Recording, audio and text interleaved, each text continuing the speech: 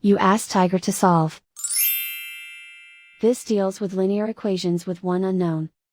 The final result is x equals 6. Let's solve it step by step. Simplify the expression. Simplify the arithmetic.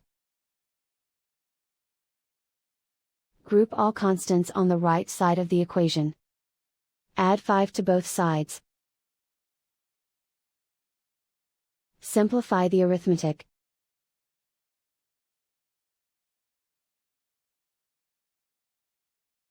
Isolate the x. Divide both sides by 4. Simplify the fraction. Find the greatest common factor of the numerator and denominator.